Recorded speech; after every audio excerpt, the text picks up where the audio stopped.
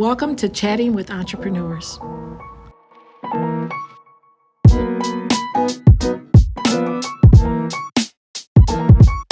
Welcome to Chatting with Entrepreneurs podcast. I am the host, Carla Holland, the Executive Director of Texas Tech Institute for Small Business.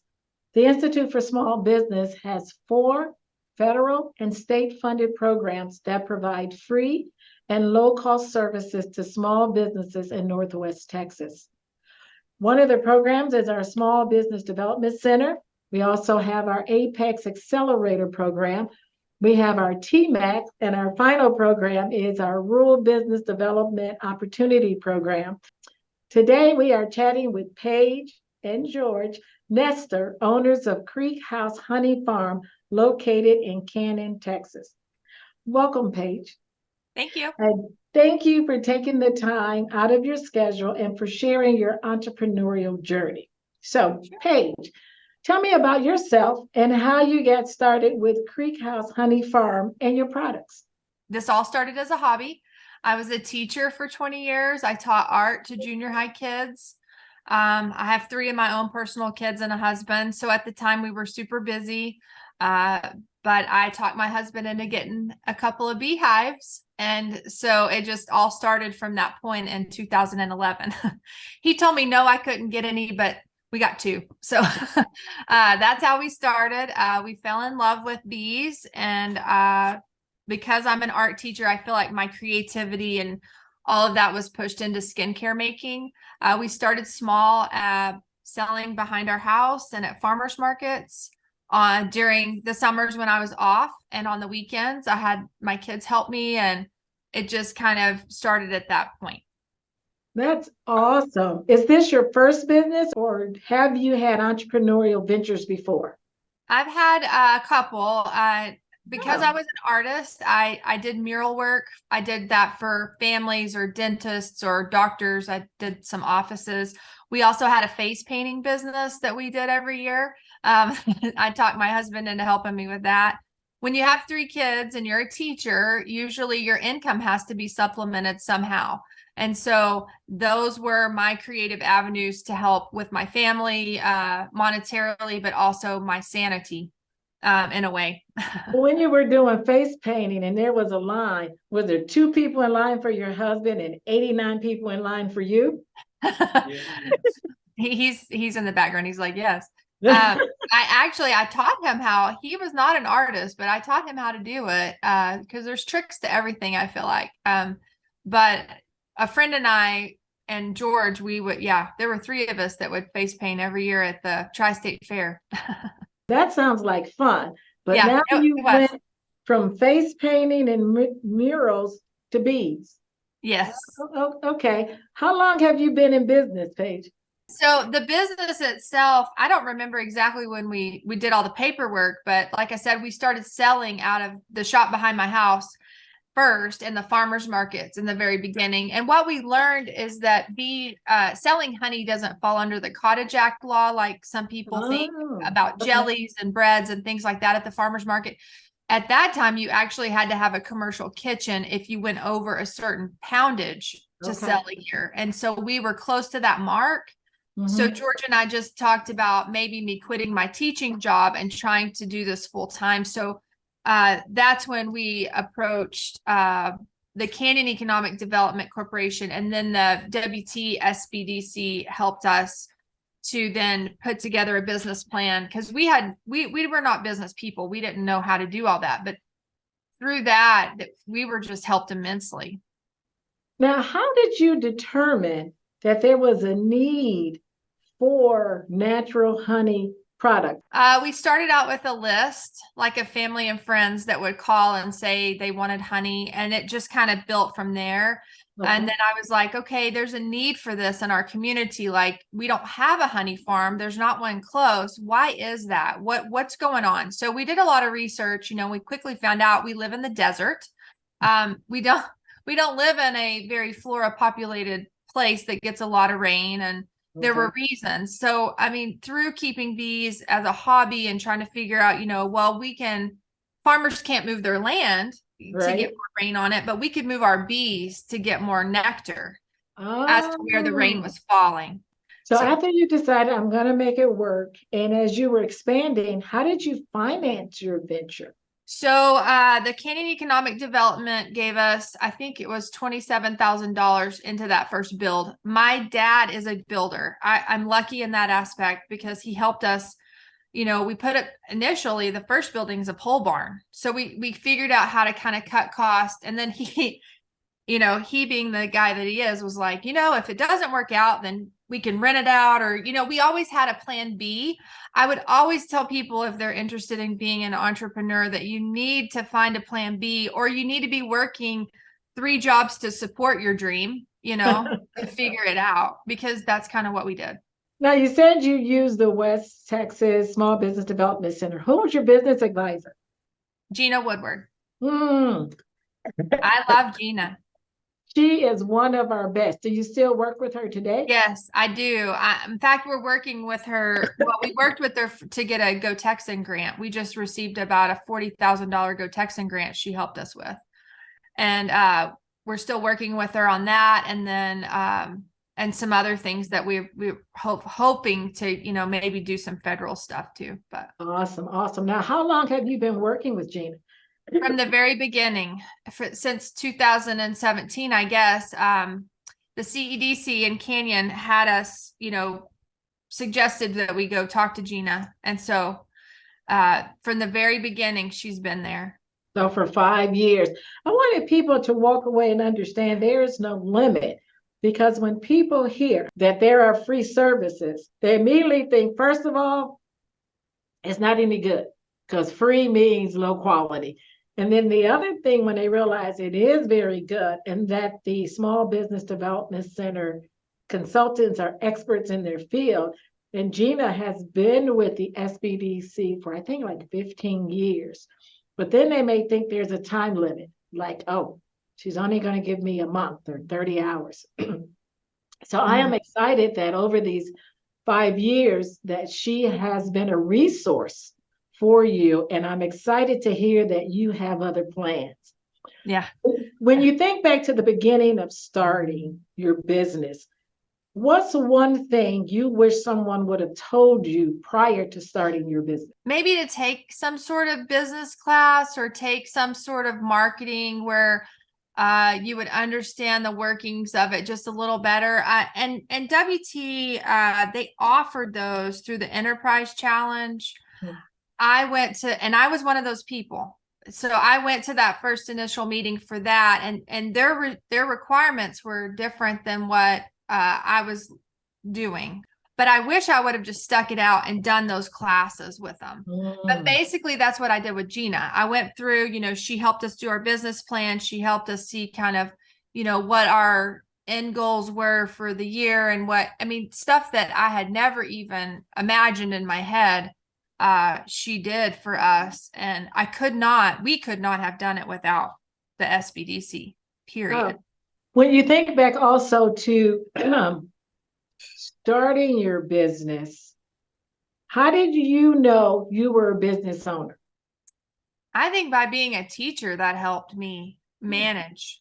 And that's what I would go out. I said, I told George, just kidding, the other day, but I was like, I could go out and teach teachers how to be entrepreneurs, how to start their own business, because I feel like being in the classroom teaches you all the managerial things you're ever going to need to know about managing a business. Now, it doesn't give you the finance and the money side and all that stuff, but I did have the tools going into it to feel like, okay, I'm running a classroom, or, in kind of in that same mindset of how, people don't give teachers credit.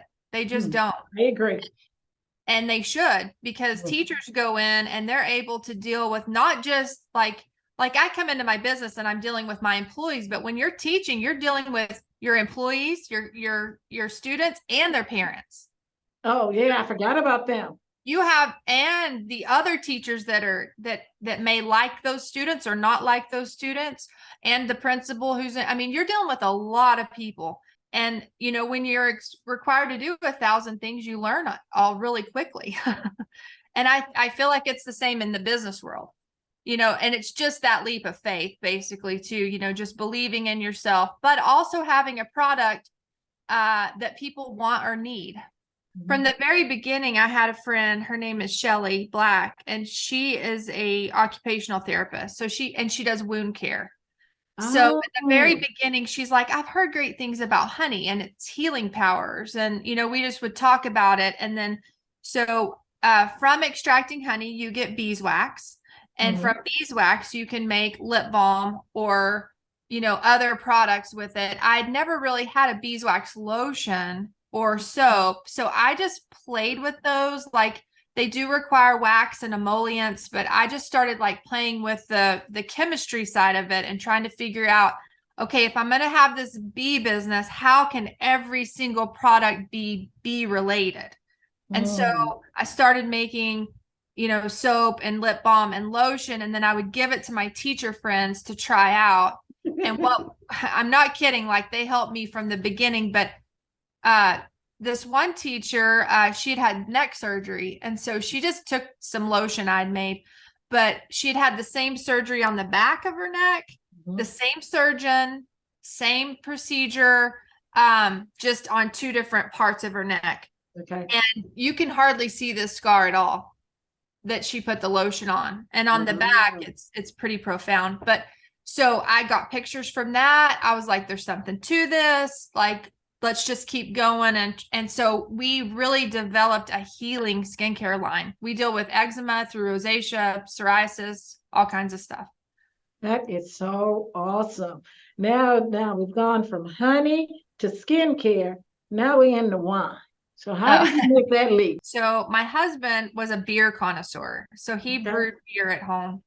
And I asked him one day, I said, do you think you can brew mead instead of beer? And he said, yeah, I think I can.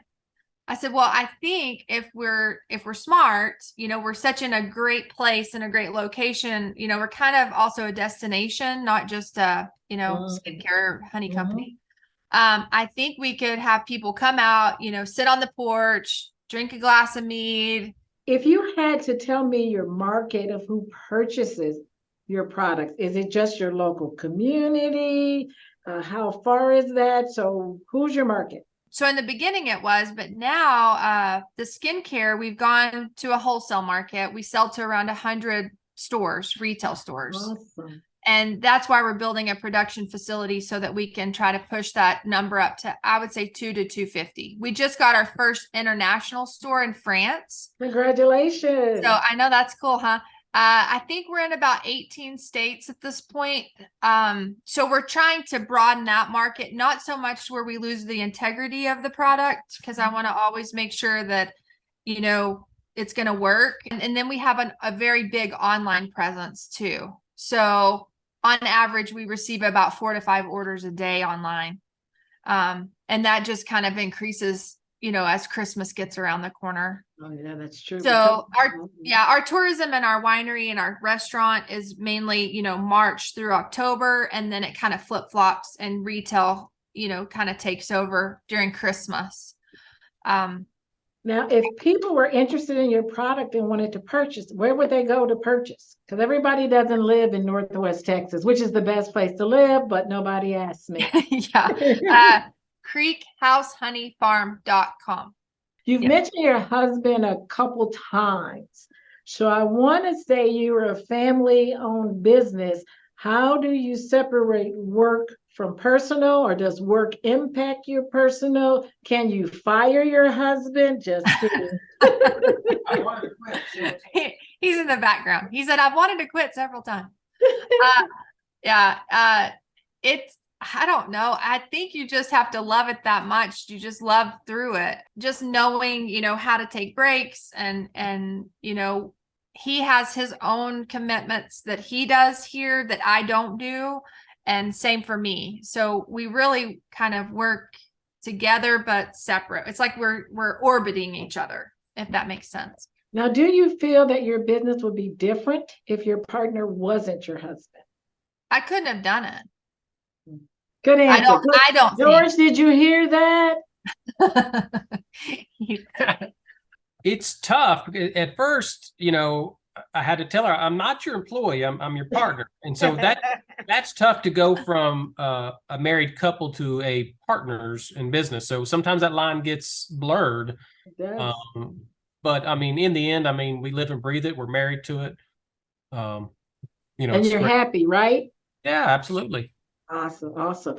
So we talked about other products. Where do you see your business in 5 years?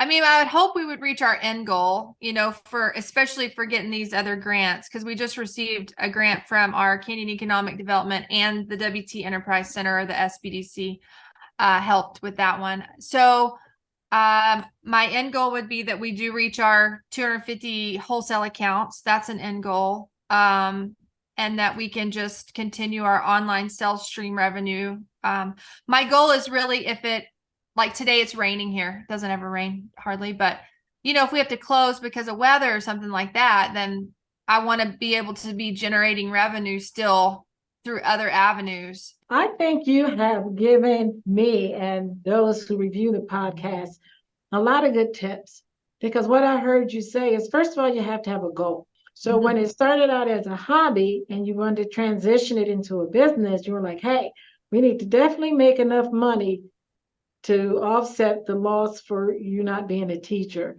So I think that goal sometimes can be that motivator or that push. And then you also talk so great about your family. People need to think about their family as they move forward in a business. I love that you use your resources. Resources are so important. So you mentioned the West Texas Economic Development Corporation. You mentioned the West Texas Small Business Development Center. You mentioned your friend who was the beekeeper. You mentioned you use your teachers. So you used your resources. And I think that is so important. You also talked about a plan B. Things don't always go as planned. No. And so you have to have that plan B or strategy. Okay, we're going to pivot so that we can continue to be in business and be successful. Right. So I love all the information and the tips that you've given me and those entrepreneurs that will review the podcast. There is actually a book I want to recommend for those listening to the podcast. And Paige, if you want to read it, you can. It's called The Entrepreneur Mind by Kevin Johnson. Because again, like you said, you can have the best laid plans for your business and then something happens. And so you have to be able to have that mindset where you have a strategy, a plan B. I want to again say thank you to Paige and George for your time. I'm going to conclude, but before we conclude, tell them again where they can shop and purchase your products. Okay. Creek, CREEK, creekhouseHoneyFarm.com. Perfect. Thank you so much. And we look forward to our next podcast and who we'll talk to. All right. Bye. Bye.